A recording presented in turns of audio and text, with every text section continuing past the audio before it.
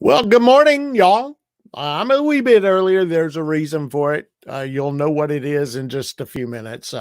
But I just wanted to tell y'all that it's a great day to be alive. A wonderful feeling. You're happy. So I hope you are. Mr. Rogers had it right. It is a great day to be alive. And he had it right because he knew why.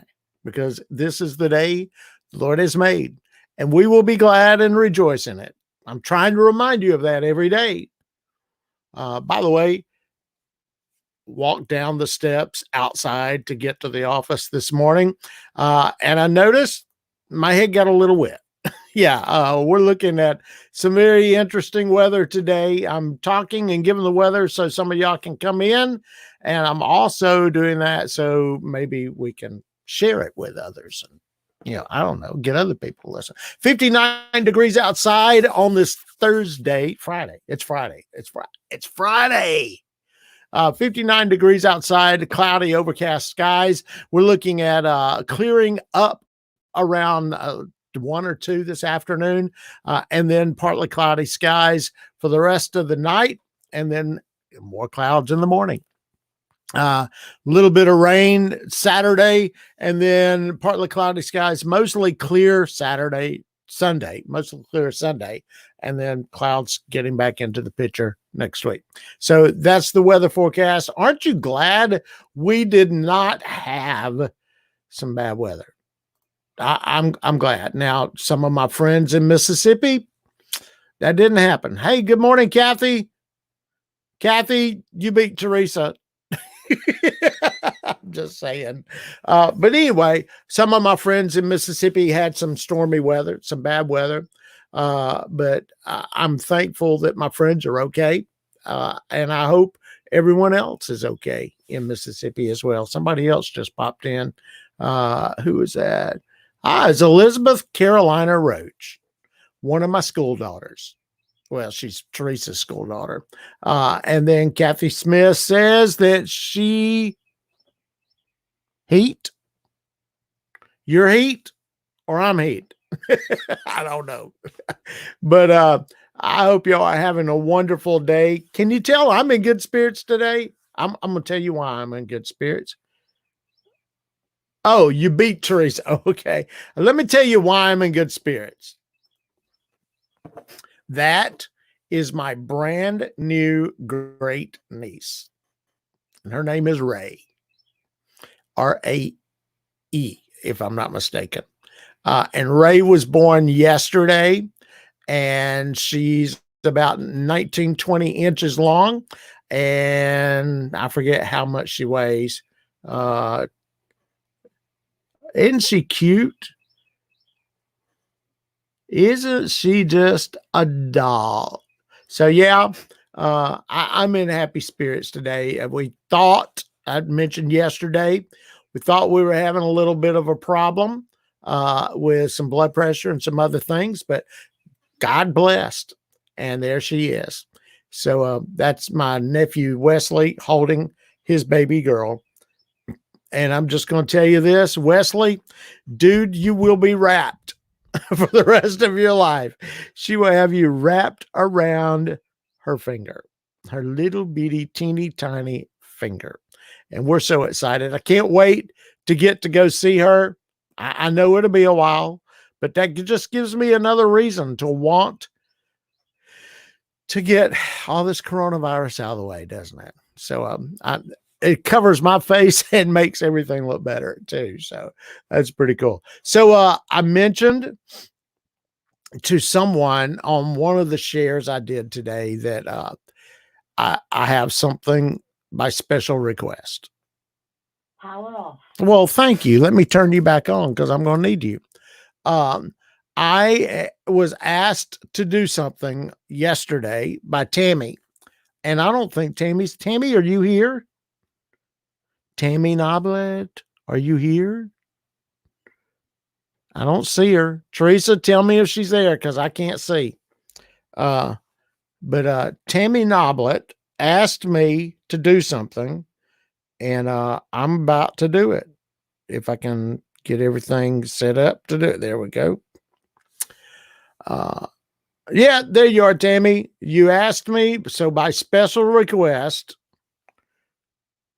if this music will start, then I'm going to sing.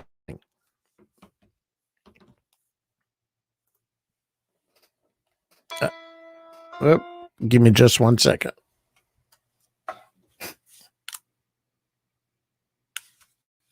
Speaker got to work. On, pairing. There we Your go. device is connected. Okay, my device is connected. That means that I can back this up and start this again. I hope that was okay. I'm going to turn this power off before she interrupts me. Power off. There we go. So that was my request, Tammy. That's your fault. So I'm just going to let you know that. Hey, Nikki Gilbert, how are you doing? Nikki's got some kids on that hill that I love dearly, and I miss them. When we were at Mount Olive, I would go and send my I would go and get my brother Phil mobile and go pick up kids and bring them to church. So Nikki, it's good to see you there too. Hey, we got some scripture to go through today, and I got a little bit of time because I'm trying to get out of here about 8, and it's 7:52. So we'll see what we do. I may not make it. We're going to look at one passage from Ephesians chapter 1. But before we do, I just want to remind you, if you have a prayer request, please comment below. Put it in the comments, and I will pray for it. I may even pray for it right here live on the video. It doesn't matter if it's 15 minutes long or not, does it? So let's look at Ephesians chapter 1, verse 18. And Paul writes, I pray that the eyes of your heart may be enlightened, so that you will know what is the hope of his calling. What are, I'm sorry, I'm going to have to get a little closer for a second. What are the riches of the glory of his inheritance in the saints? Let's just talk about this for a second. You ready? What do you think the inheritance is for a guy who uses bricks for paving? Thank you, Jeff. What do you think the inheritance is for someone whose father uses bricks to pave the road with? I'm sitting there go, yeah. What do you think the inheritance is for someone whose father loves completely, totally, fully, and without requirement of reciprocation? What do you think it is? That's a pretty powerful inheritance. What do you think the inheritance is for someone whose father created the entire universe, has more power than all the universe combined, all the riches on heaven, in earth, in glory, and throughout the universe? That's a pretty powerfully glorified inheritance. Now, let me ask you another question. What do you think the inheritance is from a father who lives eternally in peace and joy and love? That's pretty powerful. For me, that's pretty powerful.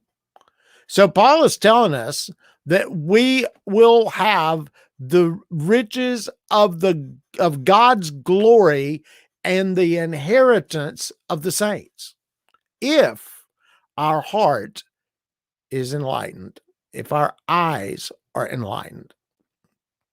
What does it mean for your heart and your eyes to be enlightened? It means to come to Jesus. I love that song that Tammy asked me to sing because it reminds us, it tells us the entire story. We're a weak and wounded sinner. We're hurting. We're in pain. We're in agony. We're in grief. And all of those things are going on. And we know we need something.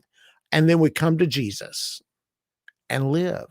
Jesus says we live the abundant life. And so it doesn't matter whether you got coronavirus keeping us in the house and frustrating us to no end. It doesn't matter. It doesn't matter if you have a medical issue going on. My sister-in-law down in Mississippi went weeks with kidney stones before the doctors in the hospital finally said, okay, we'll operate on her. But truthfully, the grand scheme of things, it doesn't matter. It doesn't matter that you're bald or you have rosacea or you have diabetic retinopathy or you have a bad back that hurts sometimes. None of those things matter. And I'm talking about me. And I have to remind myself often, those things do not matter, because when you come to Jesus, you get to live, and you live the abundant life. And sometimes we fall just like a baby. We just have to get up, get back at it.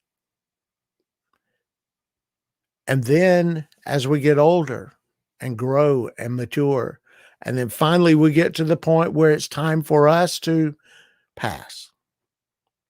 You know why they use that word pass? Because we're passing from this life to the next. So passing actually is a better situation. We must live as we live the best we can to honor and glorify God. And then one day we will receive his inheritance here in the new heaven and the new earth, or in heaven above. Jesus is going to come one day. He's going to take all of us home, and we're going to be with him. And it could be sooner or it could be later. We could go meet him on our own terms when we pass and die, or we can meet him on his terms when he returns. But one way or the other, we're going to be there, and we're going to face the judgment. And hopefully you will have come to Jesus, and Jesus will say, this woman's name is written in the Lamb's Book of Life. And God will say, well done, my good and faithful servant. And none of those things that bothered us back on earth will ever matter again. That's my prayer for you. Please come to Jesus. Tammy, thank you for asking me to sing that song. I'm not very confident in my singing abilities. I don't know why. I just don't do it that much. But thank you for asking me to sing that song. Thank you for reminding me to encourage people with the ultimate encouragement today. Come to Jesus. Know Jesus. Spend time with him. Let him spend time with you. And let him show you the improvements you need to make, I need to make in our lives. And when we do, perfect peace will come. If you have a prayer request that you need lifted up today, comment below.